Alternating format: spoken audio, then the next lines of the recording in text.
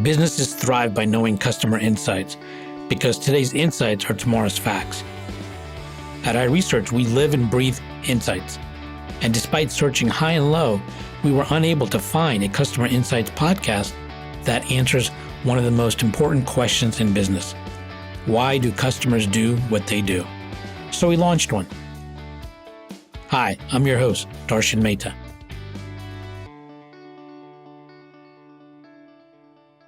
Joining us today is Luka Popovac. He is currently leading the customer experience at GrainCorp in Australia. But prior to that, he was the head of customer experience at McDonald's and Volkswagen Group in Australia. He is definitely a passionate person who believes in the customer experience, and I think you're going to see that come through in our conversation today. Welcome, Luka. How are you today? Good, thanks, Sergeant. How are you? Excellent. So tell me about your journey and how you got into the space of customer experience and where you are now, if you don't mind. Tell us a little bit about your personal journey getting to where you are now. Yeah, awesome. Can do. So my background came really from the marketing field, in particular digital marketing. Spent most of my early part of my career in a very traditional role where my job was basically generate new business through a marketing function. To think of like I literally started folding letters and putting in envelopes and doing direct mail, and that became email and CRM and things of that nature.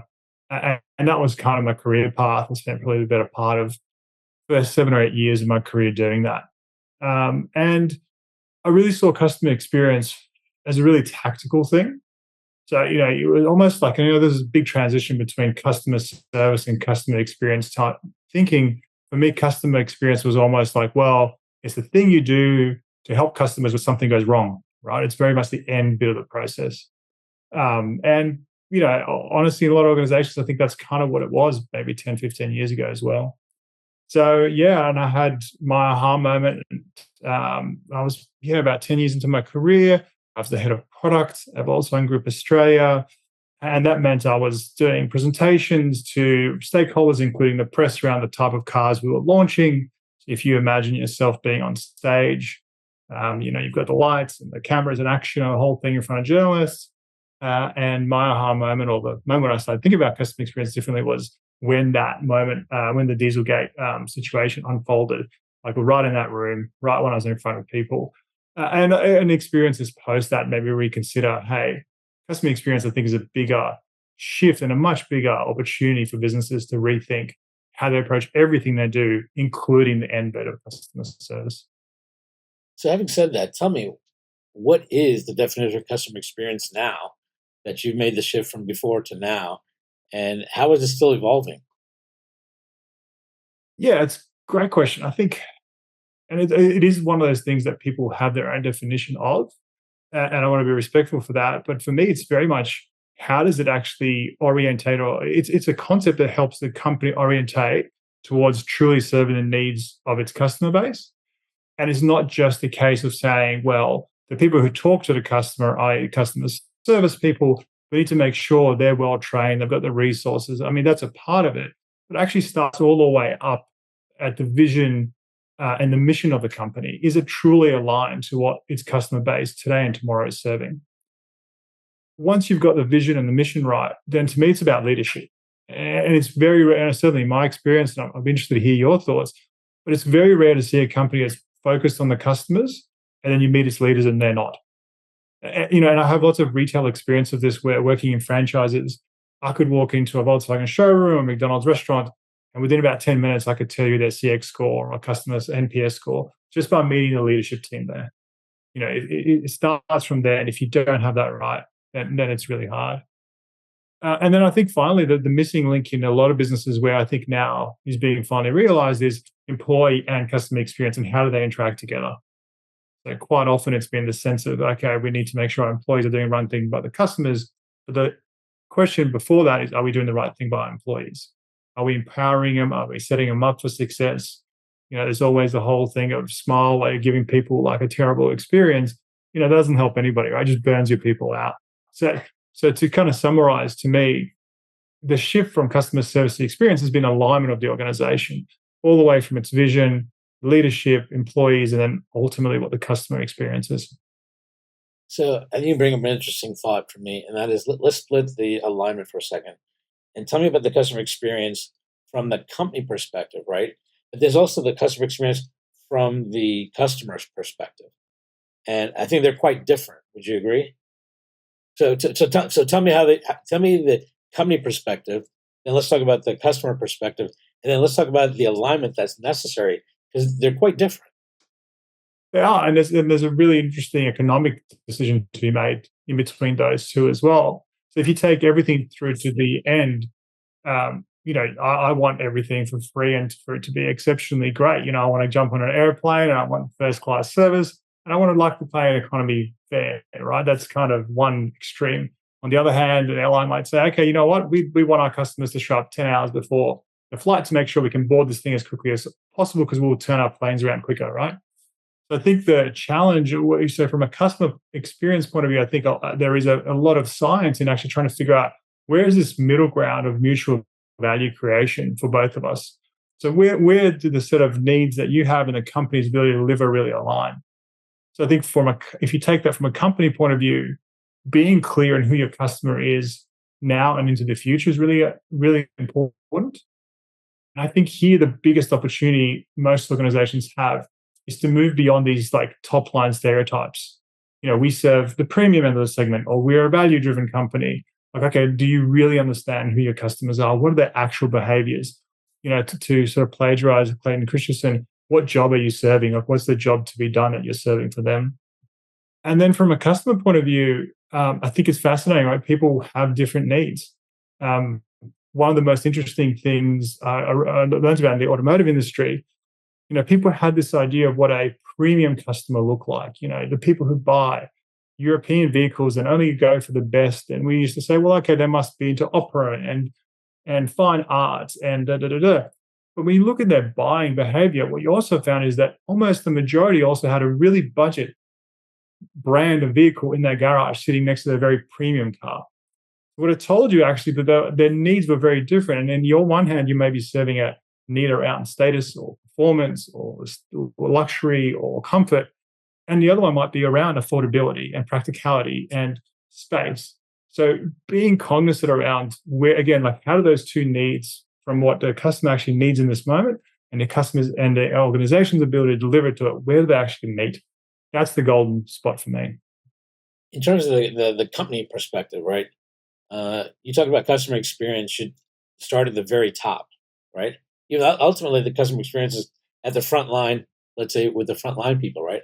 But I know what you mean, but I want you to explain more of that and tell me where most companies at the top level still don't get customer experience. And what are the three things they need to know to truly understand what you're talking about in terms of understanding customer experience? I think you're right. A lot of people get stuck in the analytics and the numbers. That's just one perspective. So I want you to flesh that out a bit more. So I think that's a very interesting point you're making there. That's a big and very important question. Let's start maybe with the bottom and the more granular bit, which you said there around data analytics, right? For a lot of organizations, if you read the annual report, they'll say NPS is whatever or whatever the number they use, and that's what they think customer experience is. I'm measuring the experience, whether it's transactional or relationship of the customer engagement I have at this point in time. And that's, I think, sort of the kernel. But if you go all the way up, the reason to focus on customers' experience is because any senior leader has to make massive capital investment decisions based on a view of the future. So let's say you and me have to we're going to launch a new car. We're going to build it from scratch, and we're going to take a piece of land, we're going to build a factory, we're going to build a supply chain, we're going to contract shipping and parts. We're going to spend $20 billion of building this beautiful new car. And that is a commercial bet based on the idea that eventually some customer somewhere will want to actually buy this car at the price and the spec and the style we've made. So I think what most leaders understand is that it's not just a very tactical measure of what's happened. It's a key input into capital allocation, into strategic planning, into the entire vision and the purpose of the company. If you don't intuitively understand those things, and again, not at a superficial level, but really detailed level, and where it's going to go, how are you making those bets? It'd be the equivalent of us going, hey, we're going to build a brand new factory, but we don't actually know anything. We don't know anything about lean manufacturing. But we've got this one number that we kind of know that it's a good indicator, and we'll put in our annual report. But we'll build this factory, and we just hope that our lean is at 28 rather than 27. We're smashing this out. And that's what I think, to me, when I hear really strategic leaders talk about this and they get it, they're using customer experience as a key leading indicator or input into their serious decision making. So when I'm hearing customer experience on the corporate side, I'm actually thinking what you're saying, and correct me if I'm wrong, is you really need to understand the underlying behaviors and motivators of the customer. That's what you're talking about from the corporate side, right? In terms of customer experience, right? And that starts at the very top. If they understand that, and that there's always a disconnect there a bit as well, right? Because that really requires some other skill sets in terms of empathy, listening, and really stepping out of their shoes as corporate, but actually saying, what's it like to be a customer, right? So I think you're really talking about the underlying motivators, triggers that are actually driving behavior. And of course, that can change over time, but there's always a certain core amount that's there. And I think once you understand that, you're saying it can help you better connect the dots moving forward, even though that's not an exact science. But the better you can do that, the better your decisions are going to be, and likelihood of success will be greater. Would you say that's a correct assessment? Yeah. Absolutely. And I think the challenge for larger corporations is the bigger you get, the more layers there are between people making decisions and customers, usually. Like if you and I are running a burger stand or taco truck, you know what? If our product sucks and people hate it, we're going to know about it pretty quickly, right? But if you own a franchise business that you have 4,000 taco trucks all around the world, and the data's flowing in, and you're a publicly listed company, and you have to be in front of investors and banks and lawyers all day, the system will, over time, create barriers to you having that intimate understanding that you used to be able to have when you were the taco guy and you were putting I was serving the sauce and you were making the meat, whatever. We knew what was going on. Now we're big corporate types. So the challenge isn't just to be you got to be empathetic. You got to systemize access to this data. You got to systemize the ability to consume it, to understand it, and to drive that understanding alignment all the way from an exec all the way down to the front line at one of your 5,000 taco trucks around the world. Well, I think you bring up a great example of food. And, often if I was to ask people, what's the number one factor in being successful with a food or restaurant, most people would say quality of the food, right? And there's no doubt that's a big factor. But I would argue there's actually one more factor above that, and that's service, right? I mean, I've seen places where they have so-so food but great service, and you still go there, right? And I've seen places that have great food and poor service, and you will not go back. And so that, I think, gives us a good transition to the customer experience. So where does the customer experience actually begin? From a customer point of view? Yeah. That's a good question. Well, see, you always have these sort of traditional marketing models. Is it awareness, interest, da da da da. In reality, given again for most of the listeners to this, if you're living anywhere sort of in a semi, call it developed world, you're continuously being bombarded and have awareness of what a company represents, even if you've never used it. Right? There are so many brands that I'm fully aware of, and I probably will never. I've never driven a Harley Davidson, for example. I've never really been in a showroom, but I have a pretty clear idea what a Harley Davidson customer experience must feel and look like. And so I think it starts even way beyond most organizations think about it. And if you think about the food example, let's say you and me are running this restaurant.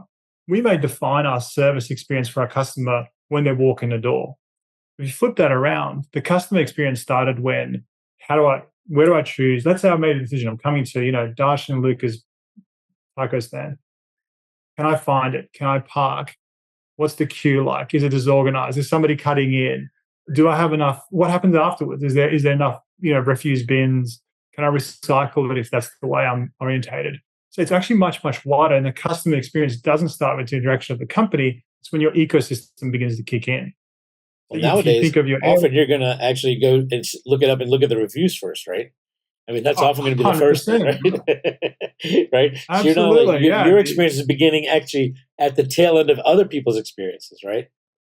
Very much so, very much so. And there's some really interesting research now. There's obviously a lot of work being done to understanding what's the impact between experience and recommendation. And there's a sense of like loyalty drives recommendation. And it might well, but there's also the sense of novelty drives recommendation, right? So if let's say the first time you and I flew a new airline, like, oh my gosh, it was fantastic. I've never done it before. It's really fantastic. Like, so there's all these other, to your point, managing those experiences, understanding how those influence new customers is really important. So, for example, if you flip it around from a customer point of view, there's a lot of value of understanding how the first time a customer interacted with you, how their experience and their journey actually went. Why is that? It's because most big companies in particular almost expect the customer to know how to deal with them. So it's almost like they train you to be like, no, forget it. Whatever your favorite airline is, you have to download the app, you got to click this button, it doesn't make sense, that's the button we need you to click, da, da, da, da. So I think there's again, going back from a customer's point of view, quite often that initial trial piece is the bit that's actually most difficult to manage and is Yeah. most stressful on a personal level. Yeah, and I think we're talking about it's very true that the customer experience starts long before they've even interacted with the product, right? As you said, they've heard about it, they've maybe even read about it, they already have some impressions, and then they're going to dig deeper by looking at reviews, talking to friends, family, whatever, and then at some point, after maybe several steps, they may actually interact with the company, and then the actual experience begins in terms of the contact. And then where does it end?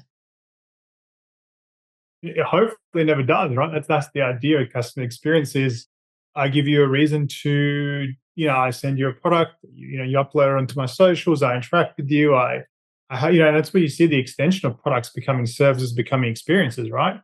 The idea is to actually extend that. I may have sent you a Fitbit or, a device that used to be a watch you put on your hand, you never hear back from the company. Now it's an app, and now we have interactions and challenges, and that's where customer experience, I think, is stretching engagement. So the next time you think about a repurchase, hey, we're already friends.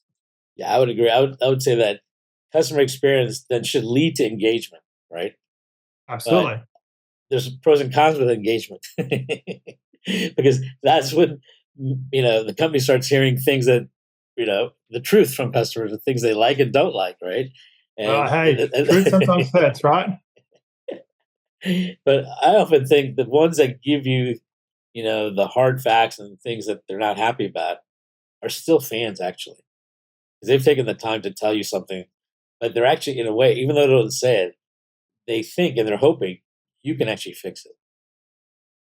100%. 100%. I think there's, for any organization, any feedback, whether it's employee or customer, no matter where it sits on the spectrum, it should be valued like gold. And you would say, and there's lots of research around this, around recovering customers and them feeling even better than if they didn't have an issue. But overall, the idea that like people are actually taking the time to tell you, particularly if they're constructive about it, I mean, that's crucial. Again, the bigger you get, the more likely you are not to know that there's an issue somewhere on this massive production line or chain or service experience. So yeah, it's amazing. You would have to pay consultants to go and audit your work, or otherwise. Think of the free labor that you're actually getting from these customer feedback surveys. So if there's anybody here listening who isn't really focused on that, both the positive feedback and what you can learn and how you can use it to energize your team, but also feedback where it's constructive and you can use it to drive change within organizations, it's crucial. Yeah, often, actually, those are the kernels that lead you to where innovation is. 100%. There's an opportunity for innovation, actually. 100%. Yeah, you have to. So I'm curious. You're running Luka worldwide, and Yeah. what percentage of time would you say that you should be spending on customer experience when you're at the head of Luka worldwide? Great question. So we have to assume, that you could give a really, a big answer here and say it's 100%, it's everything you do. But let's be honest, right? As a CEO, you're going to have a bunch of, let's say, legal, financial disclosure type meetings, compliance. Like your world, the bigger you get, particularly the more senior you get, is wrapped up in things that you legally or financially have to do. I would say, rather than giving a percentage, I would challenge anybody in those positions, think about how they can integrate customer experience into everything they do.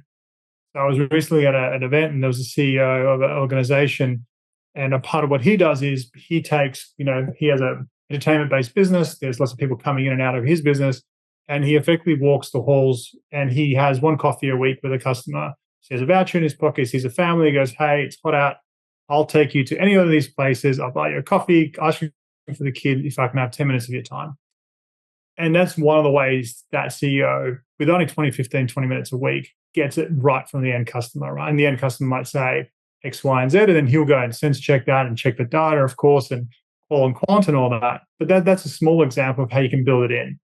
Because I could easily say, a quarter of your time should be spent on this and this and this, but that's just not realistic. The question for most senior leaders, no matter what their function is, let's say you and I are operational people or legal people or whatever it is, how can you get closer to the end customer, get real experience, and be curious about what you're hearing?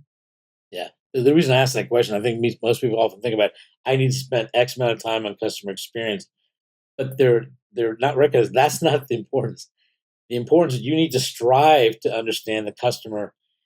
You're never going to understand them 100%, but you just strive to understand them the best you can on a regular basis.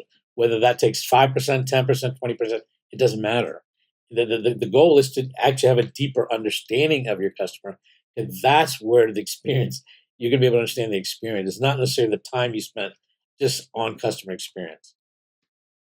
Fully agree. And if I can piggyback off it, if you are in a position of power, if you're a leader, the next thing I would say is your next role would be how are you setting a standard and adhering to it? The whole idea of standard you walk past is standard you accept. And I think in most organizations, in most areas of the world, ultimately we are still in some sort of power structure. And most people still tend to take cues from above. Of course, that's human nature, right? So I think a lot of cases, some of those little things that we spoke about can be really deeply symbolic, not just for yourself, but the wider team around you. So let's say you're my CEO and I see that you're taking the time to ask really curious questions, that you're questioning data, you're taking the time to talk to frontline team members, you understand what our customers are thinking, you're out there. I don't really have an excuse if my boss is doing it and you can find the time. That begins to drive down the chain, right? Everybody's looking up, going, okay, well, if so-and-so can find the time, I have to. And that's kind of, you can set a standard with some simple actions that are clear and visible, and actually being really clear, like, hey, this matters for me, and I'm going to continue to do it. I'm going to be consistent. And that can drive a little bit of that curiosity within the organizations around, okay, cool, what can we learn today? Yeah. So one of the things I've talked about in a book I wrote is that people today are no longer buying products. They're buying experiences. And I'm sure you'd agree, but I'd like you to flesh that out in terms of what that means to you and what it means to our listeners. Yeah, I mean, there's different ways to attack that. And you can look at sort of consumer psychology. You can look at, what role consumerism plays in our world. You can look at sort of the rise of identification, how people like to express themselves. 50, 60 years ago, here in Australia, for example, you had a choice of two cars, basically. You could have Holden or a Ford, a GM or Ford, and then effectively you could have 2 or 3 different cars in 4 or 5 colors, and whole streets and suburbs looked exactly the same, more or less, right? There were some exceptions, but 70% of the cars were basically two. Yeah, two cars had 70% market share. In Australia today, there are something like 55 different brands of cars, just brands, for a million vehicles sold, right? So you can take that 10 different models with hundreds of different options. So just if you look at that, what it tells you straight away is people are not just buying things for the functional. I don't need to just go from A to B anymore. So why are they? Why do they want this, individualism? Well, they want that experience. They want to be able to project something about themselves, and that's a vehicle, that's a phone, that's the choice of movies I watch, music I listen to. Everything's become around who you are as a person and how does a product or service begin to express who I am, and how that experiential aspect is also dovetailed fully into that massive societal change. And you can think of all sorts of organizations that are beginning to stretch that relationship so much more into experience. And look, I don't think it's a trend that's going to go away anytime soon. I think it's fascinating to see what the new generations will expect from an experience point of view. And certainly one of the things that I'm really curious about is how will things like sustainability begin to play into something like experience? So let's say product packaging, and you bought something from me. I sent this beautiful package, and it's wonderful, and it's what we would usually think of a premium experience, or the customer follow up is fantastic, but actually it creates a huge carbon footprint. There's a ton of plastic left over, none of it's recyclable, and the product itself isn't actually sustainable by the way it works. I would wager, and I'll hopefully be alive to find out, but in 20 and 30 years' time, that will not be seen as a great customer experience. I think the consumers that are coming up next will judge that in a much more balanced way than the consumers, or potentially some of the consumers of today, certainly my generation. So I think what experience is will change, but I think you can always go into what's the zeitgeist to get a sense of what those expectations are. What are the values of the people that you're actually serving today? Yeah, I agree with you. I think you bring up an interesting point. I think this generation that's coming up, and through the experiences they've had, that we've already had, but I think they're striving for something that often has not been done in the corporate world, and that is they're striving for balance, right?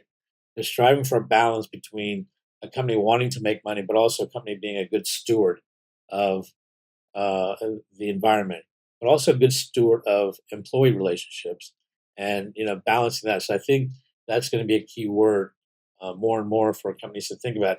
How do we strive for that balance? And I think that's what you're ultimately saying. Absolutely. And then I would say, how do you do that in a real and genuine and authentic way?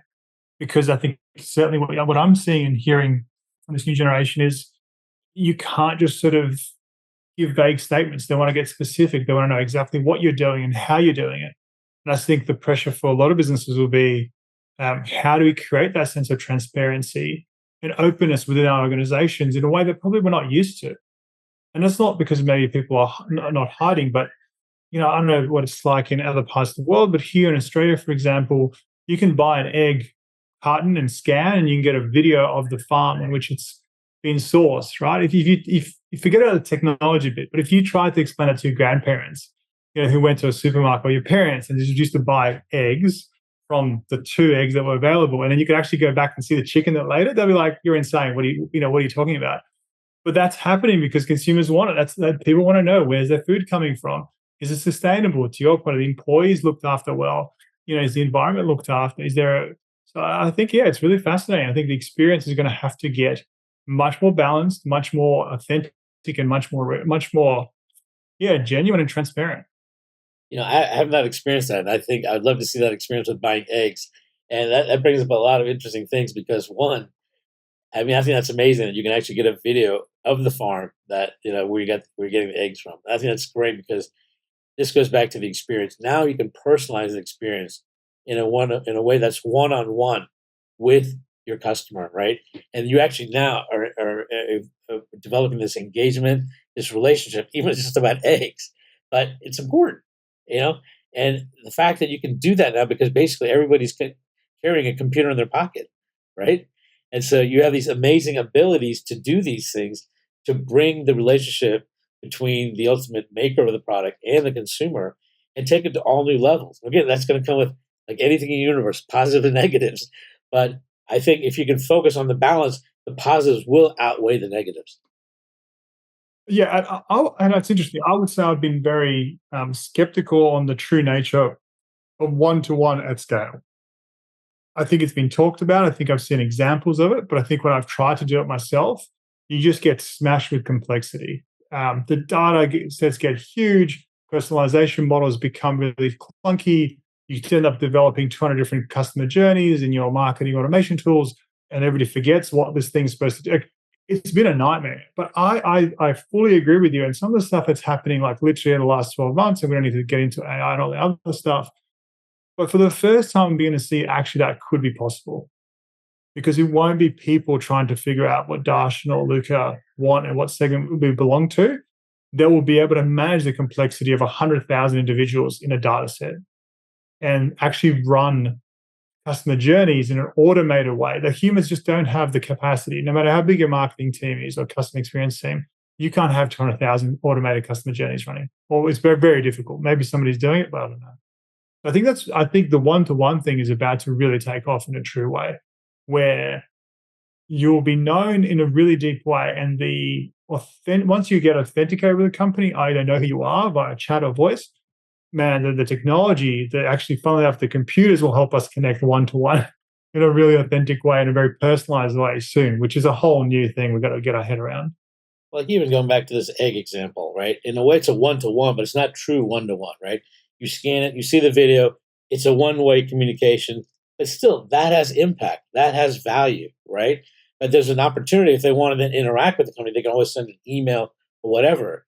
So I don't think one to one always has to be, synchronous, right? It can be asynchronous. It doesn't have, but that's all part of the experience, the one to one. And ultimately, they obviously need a way to communicate with you directly. But I would advocate that. I don't know this Acom, but I think it's a great idea. That they often also get a lot of positive comments as a result of this video because people are enlightened, saying, "Hey, this is cool. This is fun. I get to see the farm. I get to see the people, and I can actually see the chickens." And yeah, I mean, I get it. And you know what? That creates a commercial advantage too, because these eggs are priced really, there's a premium positioning for those eggs. They're more expensive, right? So you kind of need some sort of proof point. Egg is an egg in theory. If I put two on the bench, why did you just pay 20% more for your egg versus my egg? Well, you could say, well, have a look at this though, because look at this chicken. Look how happy it is. Where's your video of your chicken? You don't have one. So, that's why I'm paying 20% more. So yeah, absolutely. Where there's customer value, absolutely. Why not create that connection? Why not show them, hey, your experience extends beyond this commodity, right? Yep. So I want to take a step back to your career path. Let's start at Volkswagen. You did a while at Volkswagen, and maybe a couple of questions regarding that, but there's kind of a big one. This is related to what we're talking about. And that is when it comes to experience now, and we're talking about this one-on-one, it really requires two skill sets to make this happen. One skill set is engineering, and the other is actually marketing or understanding the customer. In school, engineers are not taught marketing, and marketing people are not taught engineering. So, Yeah. correct me if I'm wrong, but I think you often are looking for people that are able to have a foot in both camps.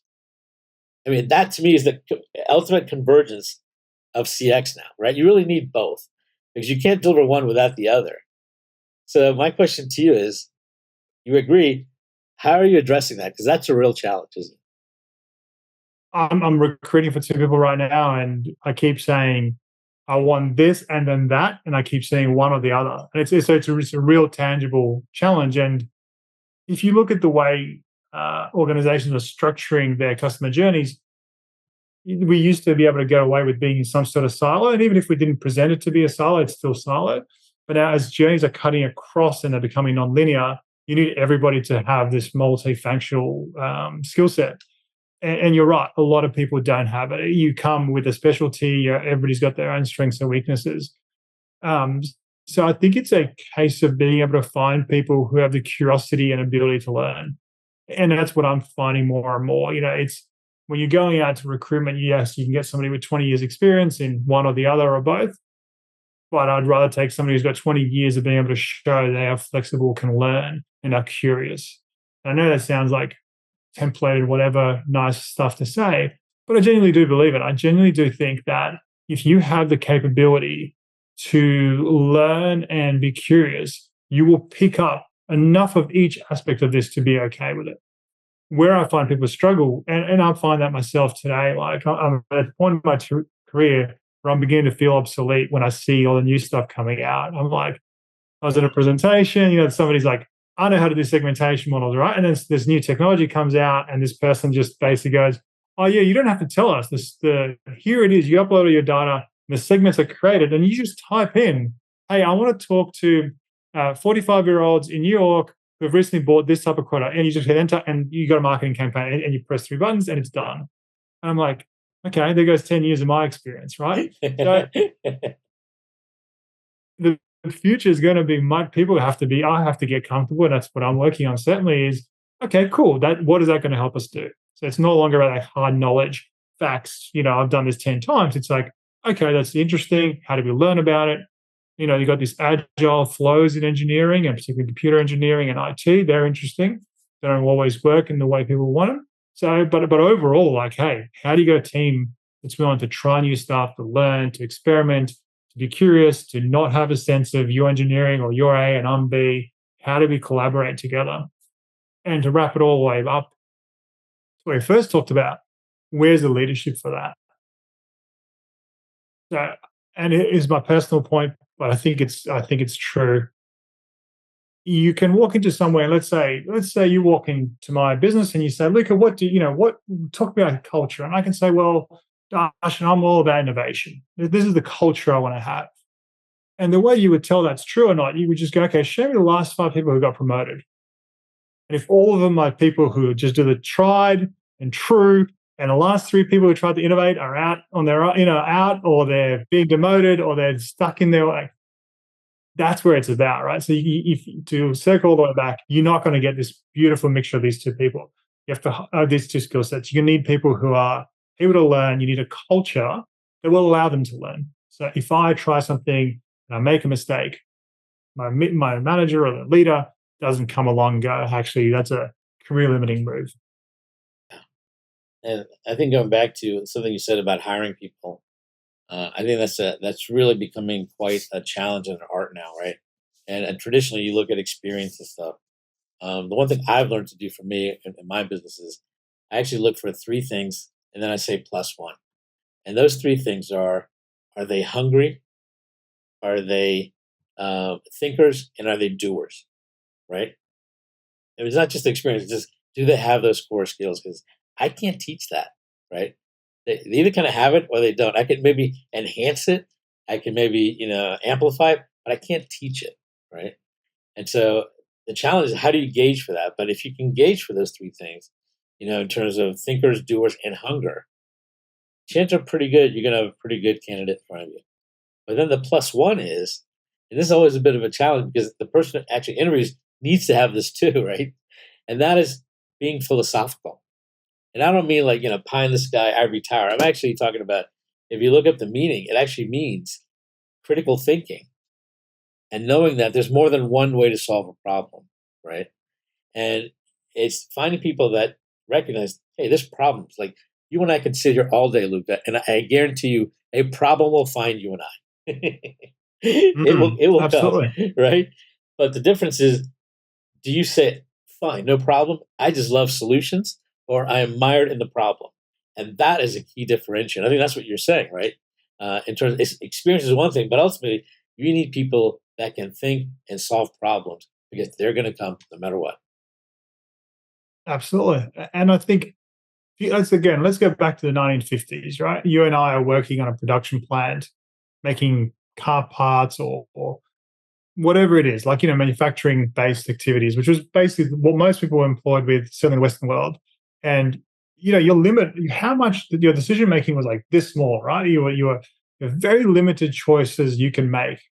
But now, more and more, what you're basically saying is, I'll hire you, I'll give you a set of problems, and I'll give you some base supervision and a laptop and a phone, and I expect incredible results. Right? That's the new baseline. So, to your point, if they can't critically think, if they don't have their own self drive, if they can't innovate, if they can't collaborate, then yeah, people are just not going to make it. It's the type of people we want working in customer experience. They need to be fairly self-resilient and be able to work through quite a lot of challenges. And typically, customer experience teams are not dozens or hundreds of people. It's usually lean teams that need to always outperform expectations. Is the worst way I would put it. Yeah. So I just want to talk about 2 of your past experiences at Volkswagen. Tell me, what are maybe 1 or 2 standout aha moments that you had, and how that has shaped you as you went forward? Because then you went to McDonald's, and then you went to the next position you're at now. So I'm just curious how this kind of shaped you. And then I'll ask you the similar question at McDonald's if you don't mind. But what are maybe some 2 aha moments you've had at Volkswagen that then really changed the way you think and the way you move forward? Yeah, I think certainly being at Volkswagen during some tough times made me really understand that customer experience is a true unlock of business value. It's not just a tactical tool you use when things go wrong. So I think those aha moments in terms of being being a part of If you don't those mind, teams if you where, don't mind, explain what you mean by tough times, because maybe not everyone knows the oh tough yeah, of time course, you're talking about. Yeah. So I was a part of the Volkswagen Group Australia team during Dieselgate, which is this big sort of issue that was uncovered in the States, went all over the world. And while it didn't have anything to do with us here in Australia directly, it certainly impacted the brand and certainly my employee experience. It was a shocking thing. I love the brand. I was always a big fan of the product. So even on a personal level, you kind of go, oh my gosh, what do we have to do? What's going on? So it kind of really made me think, okay, you know, marketing and product and all these great brand things, success of iconic brands is still contingent on the ability for a brand to serve its customers. And that to me was the first aha moment where I went, okay, for me to continue to grow in my mission of what I want to do in my life, I need to be able to understand both the brand, the product, and technology, and all the good stuff. But crucially, how does that relate to the end customer? And that's kind of where I started my pivot away from marketing into customer experience at VW. So that was let's say, moment number one. McDonald's, I absolutely loved being a part of that team. And certainly one of the big aha moments to me was just how critical employee experience is. I'm not sure what it's like around the world, but here in Australia, the number one thing people will tell you about McDonald's is it's a great place for your kids to work. It is probably one of the best reputation when it comes to training of any company and every type anywhere here in the country. And it's the number one youth employer. So what I realized there was you've got 16 and 17-year-olds making huge financial decisions, running really complex businesses. They are sitting like, I'm not sure if any of your listeners or viewers have been inside a McDonald's and peek across. They've got like 6 diagnostic tools going in real time that are telling them their relative speed against another 1,000 restaurants, their financial performance. They're expected to know what's happening in their business, like within a level of detail that I didn't think was possible. And these are, again, like 17, 18, 19, 20, 21, 20. Like these people are young. These people are outside of this world, would just about be learning how to drive and, take on some basic responsibilities. But within the McDonald's system, they're able, through employee experience and being really intentional, to really set them up for success at a huge scale. So I think that was the big aha moment out of McDonald's to me was like, wow, if you really want great customer experience, you better have incredible employee experience. So, but it sounds like they really train them very early on, and that's a key part of it, right? Is the training and understanding. It's one thing to have these tools that they can look at, but if they don't know what to do with it, it's like, what's the point? But I think McDonald's is quite interesting because McDonald's has been very successful in delivering a consistent experience for customers throughout the world. But this is the first time I've actually, from the inside perspective, they're trying to do that, but also empower a whole employee experience that enhances and maintains the customer experience. Very much so. And it's everybody. Sorry, I should say. I mean, so I came in from the outside, never worked in a McDonald's franchise. In my first month, I spent 3 weeks working in a McDonald's store. This is how you make the fries. This is how you take a phone. This is, every step of the chain. And I got the full training. And it wasn't just like sit in the corner and watch. It was like, right, you're making coffee and we're going to sit here until you learn how to make a good coffee. Because when I was back in the corporate team and I had to design processes to improve customer experience, I knew what it felt like. So if, let's say, for example, I said, hey, I want to introduce a new customer service standard, and that means everybody has to take 5 seconds to do this one extra thing. 5 seconds, that sounds really easy. But when you are in the middle of a morning rush and you're making 50 coffees or, like you're moving at a pace, at 5 seconds is an absolutely no-no. So that building empathy, and again, this was from the top. No matter who you were, no matter how senior you were, you would start your experience in a restaurant and you would get a genuine hands-on. You knew what it felt like to be in the middle of the lunch rush or dinner rush. And you knew what it was like to work there first thing in the morning and to see the cars lining up. Like you really felt it. And when you were back in corporate in a big ivory time making decisions, you knew, hey, no, that's not going to work. That's not the right thing for our employee. How do we make this customer process also work for the 110,000 people we've got out there on the front line? Actually, what I'm really hearing from it is really interesting is that you actually became a better CX person because you learned to make a perfect coffee. Absolutely. I've taken that approach. that approach is certainly informed what I would do. If you said to me, "Hey, work with this business," my first thing would be like, "I don't want to be in the office for the first month. Show me the coal face." And genuinely, like, if you're going to change the computer system somebody uses to log you on, or the interface, the phone system, like, you better spend a week on that phone. You better spend 2 weeks logging cases on that. Like, you better know this stuff, and not just like, I sat in, I was checking my emails while I was on the phone. No, you better sit there and take those calls, because when you make that decision, you want to have that real tangible feeling. Yep, absolutely. So I'm curious, what do you see as the future of customer experience, and what areas are interesting you and you'd like to flush out more and dig deeper into? I think I'm a bit of a realist around customer experience. I think we have a significant challenge to still elevate the conversation. So I'll give you my positive view, which is I hope the future of customer experience is to move to more of a strategic function. And what I mean by that, I don't mean that in the sense of the formal sense of having a chief customer officer in an organization, or that I think it's a part of it. It's customer experience penetrating those levels and being talked about the same level of interest and respect as finance or legal or brand. I think that's our ultimate issue. We need to get there. Otherwise, we will always be stuck in very transactional and executional discussions. I think that's another way. I'll say it another way. I think what I'm hearing is, please. You shouldn't let legal and accounting drive customer experience. You need customer experience driving customer experience. Yeah, absolutely. Or being hand in hand, right? You want to I think a lot of times, a lot of it is driven oftentimes by accounting and legal, right? for valid reasons. I understand that. However, there should be this layer of equal, advocate of the customer experience up against. I know exactly what you're saying. I agree with you. 100%. Yeah. And there's different ways of doing that. You can say, well, those people in those functional areas will have a customer mindset. You could say, no, we'll have a dedicated customer mindset. There's different ways, but ultimately at that, or it could just be the CEO and a couple of the key execs who just have that absolute intent to focus on the end customer. Either way works, but you got to have it. But also having legal and accounting also appreciate and bring in the customer experience and the solutions they're putting forward, right? 100%. It's never going to work. I mean, most people think the best idea they ever heard is their own, right? Including myself.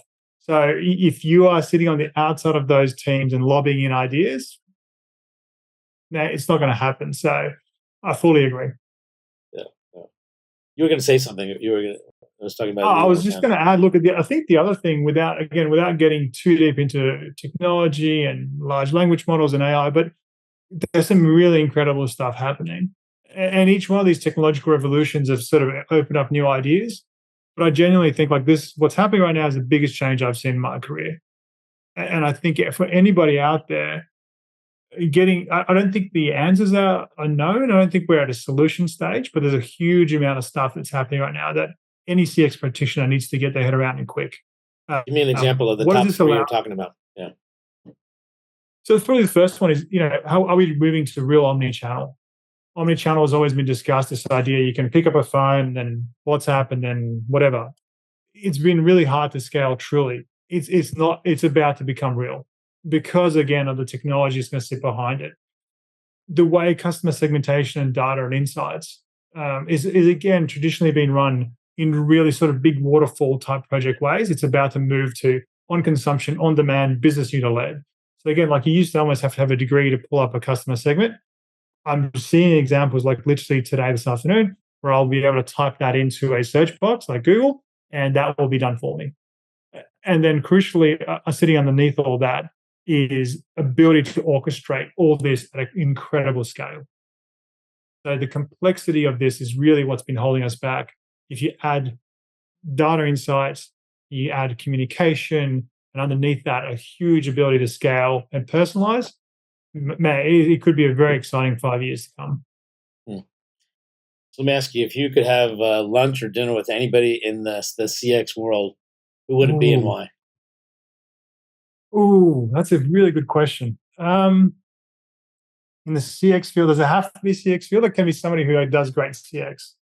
Give me both. Okay. I think so. There's a organization here. It's like a government organization similar to your like DMV type organization. They're called Service New South Wales. And the gentleman, both the minister and the exec team who managed that transformation here in Australia, imagine DMV became the best respected service organization in the States. That'd be unfathomable in the US. So these guys did that here in Australia within, 3 to 5 years. And I've had the chance to talk to them once in a while, but I actually like to sit down and understand the ins and outs of how they achieve that. So that's kind of my answer. It's not exactly aspirational. It's not like, Elon Musk or anything, but I think tangible transformation or something exactly what you said. Like if you went back 5 years and said, these guys will do it, you'd get nobody listening to you. But they pulled it off, and I want to know how. Interesting. Well, I want to thank you very much, Luka. I've very enjoyed our conversation, and I look forward to continuing our discussion and come back to you at some point and learning more about CX. I can tell you're passionate about it, you love it, and it's something that really keeps you going too, because it's always changing and evolving, which is great. Absolutely, Darshan. I love chatting to you anytime. Thanks a lot. Getting to AHA was brought to you by iResearch. To find out more about us, head to iResearch.com and make sure to search for Getting to AHA in Apple Podcasts, Spotify, and anywhere else podcasts are found. And don't forget to click follow to ensure you don't miss any future episodes. Thank you for listening.